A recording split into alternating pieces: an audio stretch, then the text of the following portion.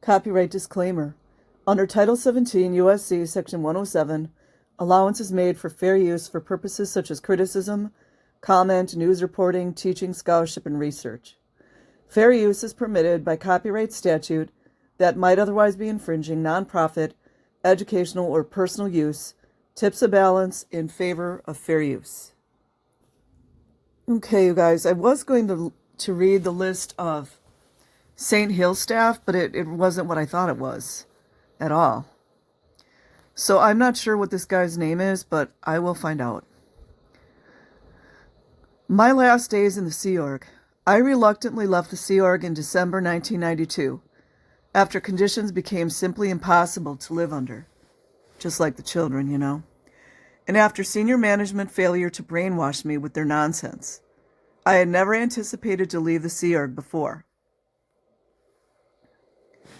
When I heard with my own ears David Miscavige, chairman of the board of RTC, gloating with Mark Yeager, IG admin, and Mark Ingber, CMO International, about his latest new invented unusual and cruel punishment of a staff member.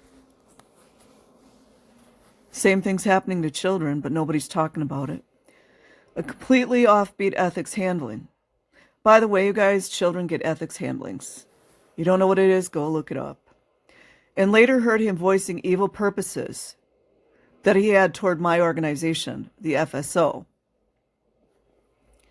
I decided that I did not wish to continue to support such a degenerate any longer. This was the final straw, having witnessed in a single week more injustices and cruelty than any level of human decency should be allowed to tolerate. Should ask the children what they're going through. What I personally witnessed coming out of the mouths of David Miscavige, Mark Ingber, and Mark Yeager was far closer to Joseph Stalin's ideals than even a corrupted version of Scientology could have been. While I would have undoubtedly tolerated someone dramatizing LRH Valance, even if it was one of his darker sides, I drew the line at following a trio who could only remind me of Adolf Hitler, Heinrich Himmler, and Hermann Göring. There's actually another link, too, I'm going to follow. I'm going to cover that later. So I left. I left Flag. Imagine all those children auditors back there at Flag. Think about that. I left Flag through the front door. You see, the children, they don't have that option. You see? After completing all the requirements that were asked from me, including getting sec checked by an auditor, wonder if it was a child auditor, who had just been declared a suppressive, I left the Flag land base under amiable terms. That auditor was declared suppressive for allegedly doing out tech on John Travolta. Oh, like John Travolta didn't know that someone was deemed suppressive because someone did out tech on him? That person, it could have been that person's life was somewhat ruined because John Travolta was upset about out tech? He audited me at length on sec checks and FPRD. Perhaps I was expected to somehow become PTS to him, since he was still under his suppressive declare during our sessions together. It's kind of weird. Since a suppressive is traditionally supposed to do in the people they audit. I had been personally drilled and individually coached within an inch of my life on sec checking by IG Tech and Senior CS Int. I was the first auditor to successfully go through this program of being a perfect sec checker. I think that's going up the bridge. This was a requisite for doing the new OT8 eligibility check on the OT8 hopefuls for the Free Winds Maiden Voyage. Listen to that, you guys. Listen closely. Are you guys connecting the dots? Free Winds Maiden Voyage in 1988. When a lot of sexual assaults happened. I'm not saying this guy did it. I'm just saying, you know, those probably were some of those courses going on when some of these sexual assaults were going on. That's all I'm saying. They had disregarded the fact that the end product of that course, was my unequaled ability to detect and recognize any and all manifestations of overts, withholds, Huh. Like the children get the overts and withholds. And evil purposes on everyone I dealt with, including senior management, RTC, and others. So this was back in 1992. I had produced in the vicinity of 25,000 well-done auditing hours in my career. So you know he'd been audited by children. That's a fact. In my career as an auditor, which was substantially more than any auditor had done at the time anywhere. All my picks, with virtually no exceptions, were rave and still are. He's still in the mind control about their wins and were smoothly progressing up the bridge.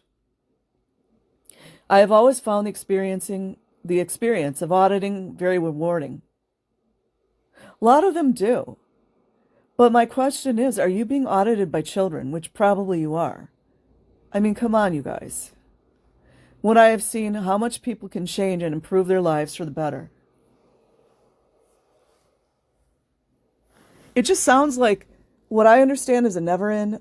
What auditing sounds like is you're getting a lot of stuff off your chest. You know, just like if you were to go into a counseling session and you needed to just talk about things that were on your mind, I think some of the auditing sessions are like that. I mean, I do know they have the ridiculous LRH tech that they've got to ask these questions, but I think that's why a lot of people feel good after this auditing. You know, you get it off your chest.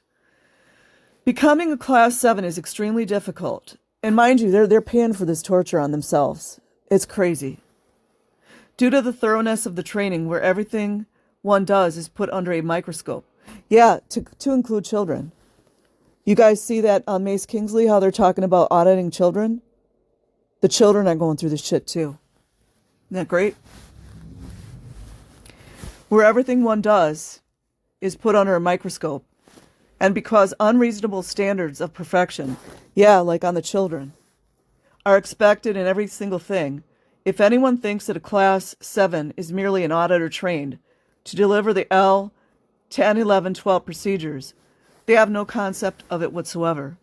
Yeah, I wonder how the child auditors feel about that. I do not hide that I find it annoying that an auditor with less than 1% of my technical baggage picks up an altered version of the L's on the internet, and satisfied that he has a list of commands and processes he can now robotically repeat, that includes children doing this, with no understanding whatsoever of the underlying theory labels himself. He's this guy's ego-filled. You guys know what's up. Himself a Class 7 or claims to be my technical peer. A lot of ego floating right here. One for one, each and every individual that I have examined that received the L's, or whatever you call their altered eyes rendition, from someone who did not train correctly on the full theory. Boy, the mind control here is deep, man.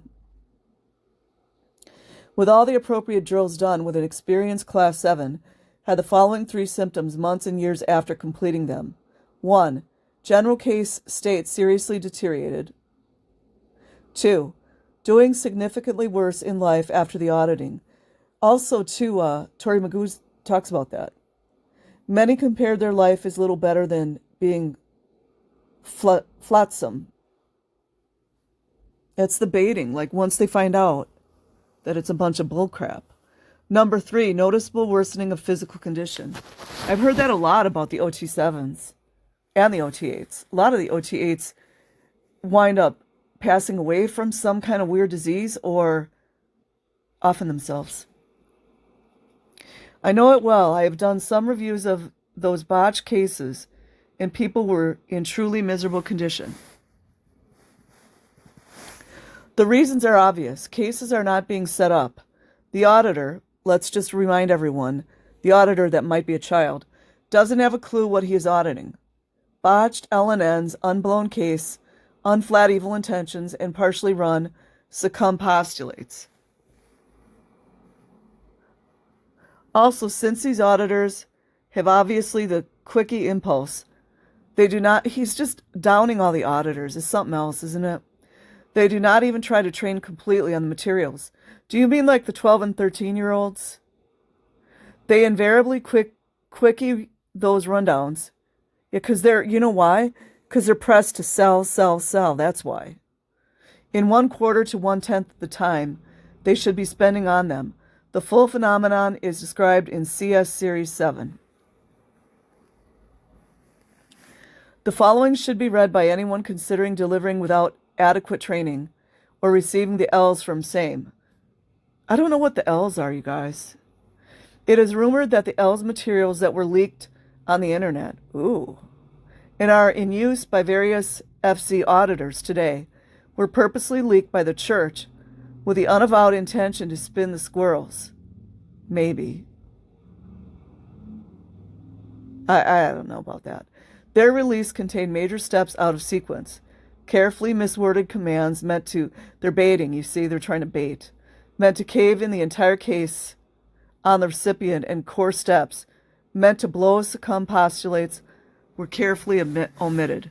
He's talking some gibberish I don't understand, honestly. Whether this is true or not, I lack concrete evidence to state with certainty, but having read the versions of the L's in use by FC auditors, I can state unequivocally that the version they use is completely consistent with that theory. It certainly aligns with the church philosophy about applying fair game to those they regard as squirrels. I mean, it's so ludicrous. Like the mindset of someone to call people asking questions squirrels, or people applying tech and using the LRH tech as squirrels. I mean, just think of the mindset of the person using that. Thanks to a remarkable memory and years of practice auditing and translating the L's rundowns in 5 languages. I have been able to reconstruct the entirety of the L's rundowns and their remedies. So this guy's still practicing, I think. My write-up is well over 500 pages long and contains the totality of all 3 rundowns, as well as their entire history, background, theory, and remedies. Compare this to the paltry 50 pages released on the internet. Anyways, it was interesting, if anything. I'll leave a link in the description. Like and subscribe if you choose. Otherwise, have an amazing day or night wherever you are. Peace.